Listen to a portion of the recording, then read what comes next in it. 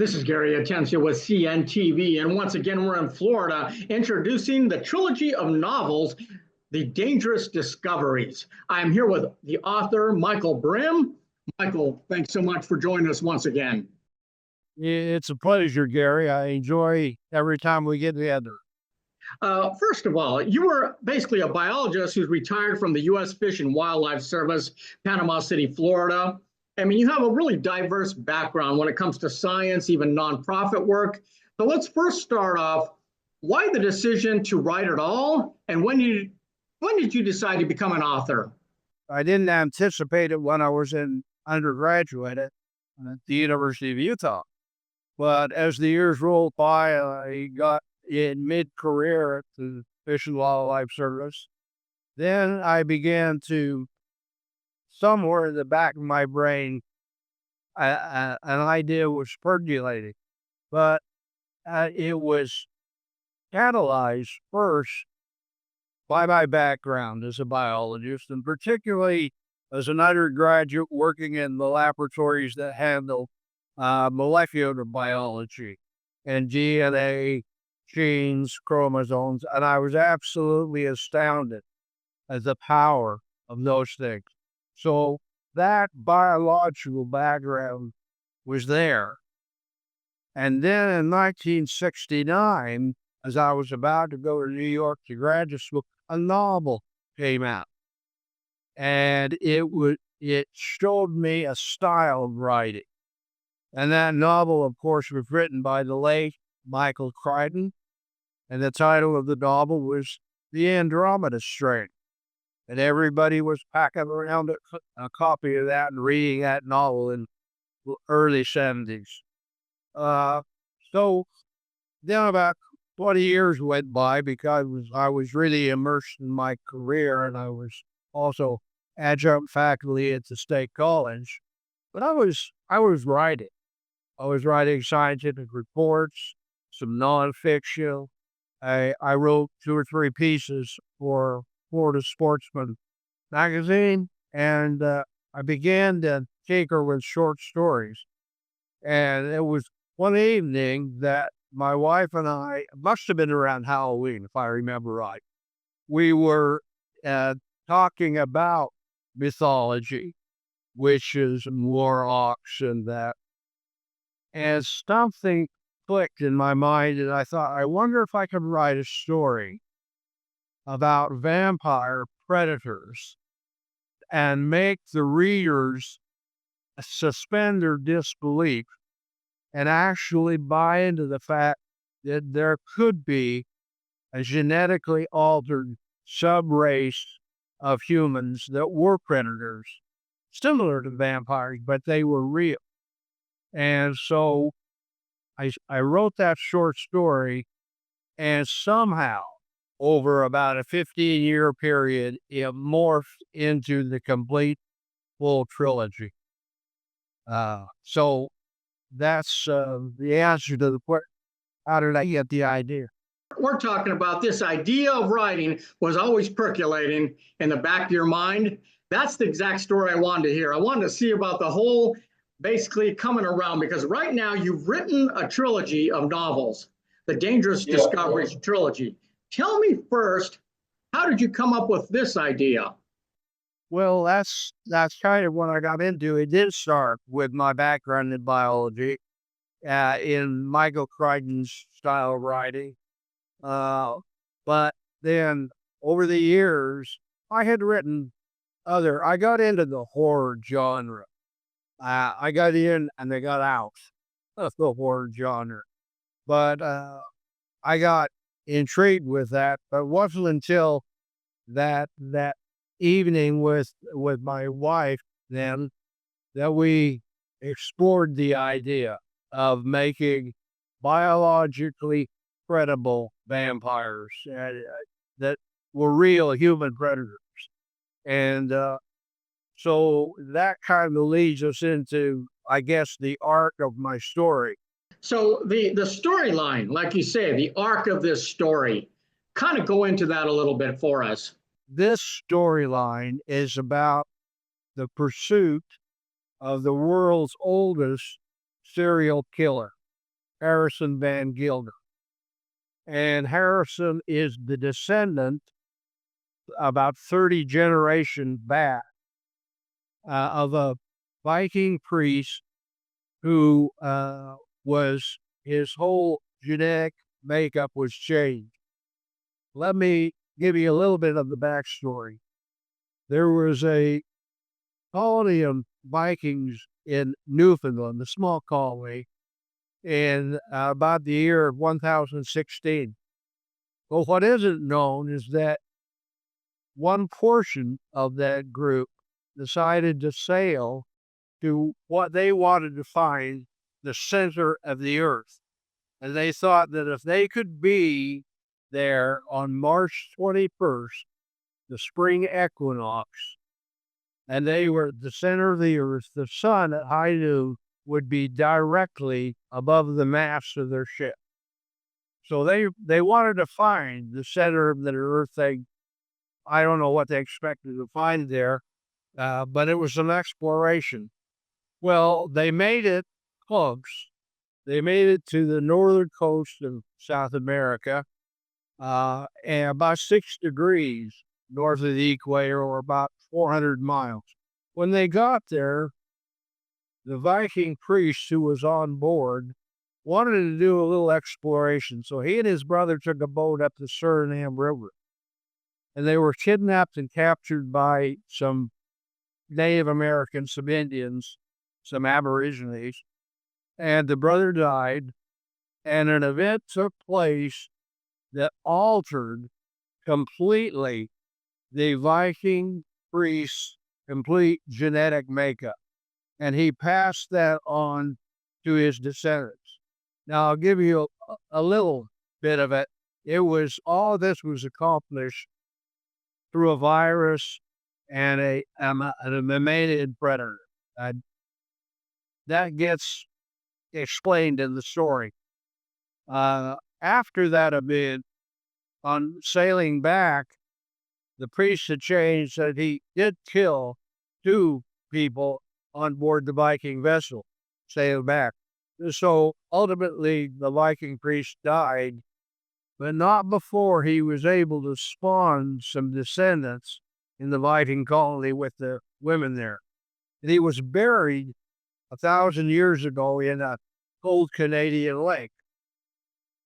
Now we fast forward to 1968, and there's some important backstory involved there in a small town in the coast of Florida, along the Gulf of Mexico, a place called Graydon Grove. And there was the Van Gilder home, owned by Edward Van Gilder, Harrison's oldest brother. So some backstory takes place in 1968, and then the story moves to 1998. And here's where it gets interesting, because there are 2 inciting incidents that happen. I needed to define what an inciting incident is. That's something that happens that changes the complete balance of a person's life, throws their life completely out of balance. And those 2 events were, first, Dr. Stephen Atticus, the anthropologist, his discovery, the corpse of the Viking priest up in Canada. That profoundly changed Stephen's life. The second incident was Harrison's arrival. He had been wandering the globe for 200 years, peregrinations here, there, and everywhere. Ultimately, he wandered into Panama City, and he killed brutally 2 women and kidnapped the mayor's son's fiance. That brought Lieutenant John Willoughby of the Panama City Police Homicide Department into the story, as well as Special Agent Mark Pierce of the FBI. So the trilogy is basically a horror, science fiction, crime investigation thriller. I mean, the arc stands from 1998 to the present date. I mean, it's fast paced, it's horror science. Can you tell us a little bit about the protagonists? I mean, who are the good guys, shall we say? Yeah, okay. I can. I need to preface my remarks with a brief definition of what plural protagonist setup is.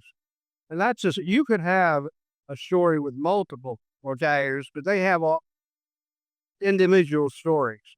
Plural protagonists are a group of people who are after the same objective. In this case, to capture and stop Harrison from the killing, from the evil. And his life touched so many other lives that if anyone in the group had success, they all benefit. If there was a setback, they all suffered. That's the situation of a plural protagonist cast.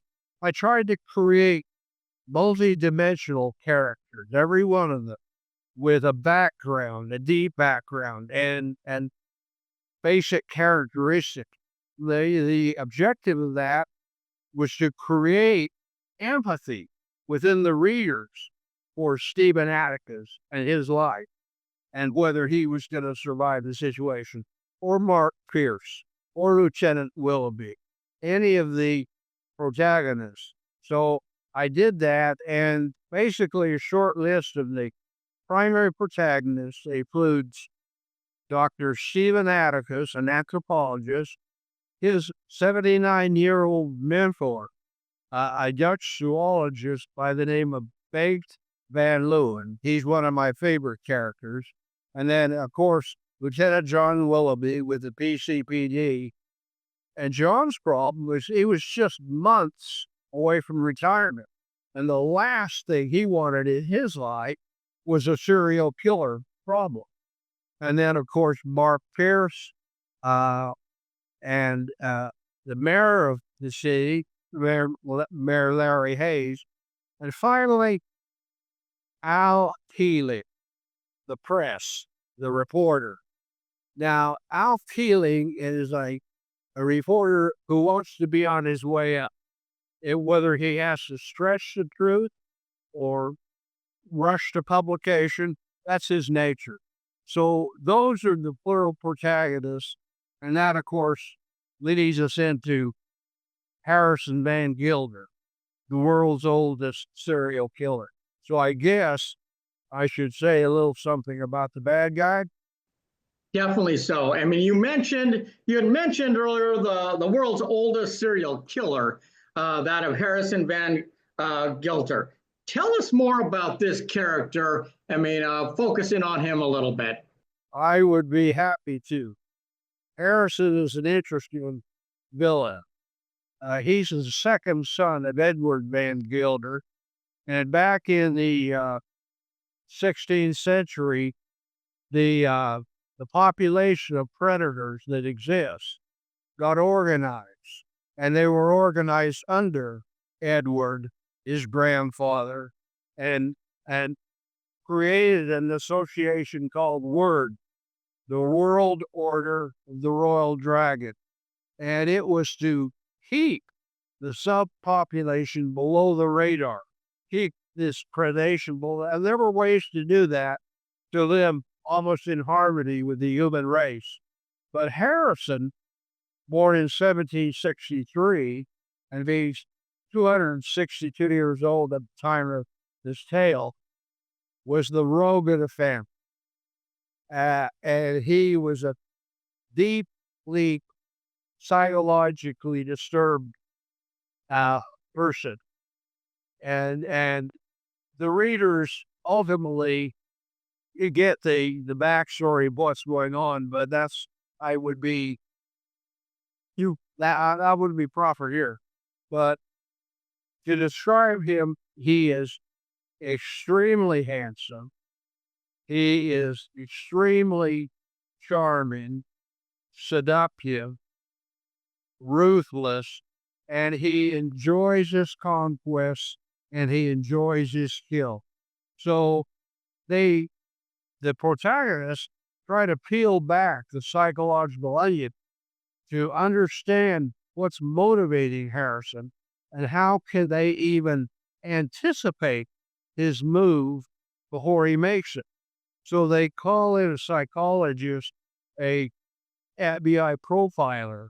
And she works with Dr. Atticus, and this gets even into the third trilogy. They're still trying to get a profile and anticipate Harrison and his moves. But Harrison has one last and final objective that's more important than anything. His objective is to kill every living member of the Van Gilder family. So this guy is a real psychopath. I mean, you have painted a very clear picture of these very unique characters. Each one of them really sounded enticing in their own right. With this cast and a full trilogy of novels, explain to us now, where does this all take place? Well, I had the whole planet to work with, and I used most of it. The backstory, of course, occurs in Newfoundland, Canada, and in Suriname in South America. But the story moves from Florida to Massachusetts to Washington, D.C., England, the Netherlands, Italy, Romania, and ultimately, in the third novel, Tasmania, the island on the southern coast of Australia. So it's a sprawling novel geographically. And there are a lot of interesting, diverse settings. Geographically, you're going to take us on quite an adventure. I mean, the writing of these novels was probably quite an undertaking. How long did it take to write the trilogy? Well,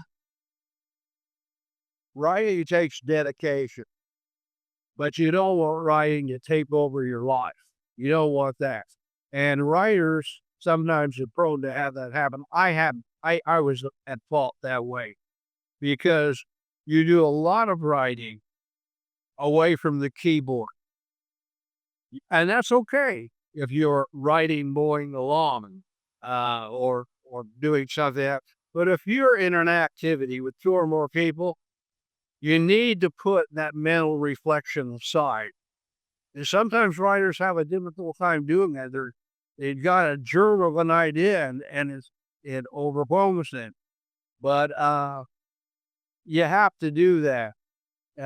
So it took me a total of about 6 years, but spanned over about 15 years because I had other writing contracts and other things to do. Things happen in your life. But I kept coming back to the trilogy, and I should mention one thing. If you're a writer, you're an editor, and writing the first draft is the most fun you're going to have. After that, it's editing, and more editing. I mean, quite honestly, you have worked years and you have these characters down where they're very detailed. I mean, it seems to me it'd be easy to make a movie like something of this. Will you ever do a script adaptation so that we can get a film for maybe some of the movie lovers out there as well? Well, in fact, I have already written an adaptation of the first novel, a feature film script. It's completed. And I've also written a pilot and a show Bible in case the trilogy is more suited to a television streaming episode. So both of those are done. I've written 3 or 4 scripts that are finished. Excellent. And one of the reasons I wanted to basically introduce this story into some real depth is the fact that I'm assuming that you're currently seeking maybe a publisher, an agent, film agent, producers for this project. Is that correct? Yes, sir, I am, Gary. I haven't signed any contracts with any agents or publishers, but we are open and we're searching and we're hopeful that one day we'll cross paths with the right people. I have a partner in Los Angeles who's a line producer who is helping me on that end. But if I were in Los Angeles, it would maybe be easier. Well, I definitely hope that we basically get the word out. I hope this media introduction does that, because I wanted you to kind of go in depth on some of these characters, so that really paints a clear picture of what this could become. Viewers, let's take a look at the bottom of the screen right there. And what you're going to see basically is his contact information right there. I mean, you can reach out to him on LinkedIn as well and really find out more about this trilogy. This is a book that basically 3 separate books with distinct characters that definitely have the possibility of becoming more, even in a full-blown movie out there. So if you know someone that can help with this or basically get on board, please reach out to this author today. Once again, that is the Dangerous Discoveries trilogy. This is Gary Atencio with CNTV, and if you don't know, now you know.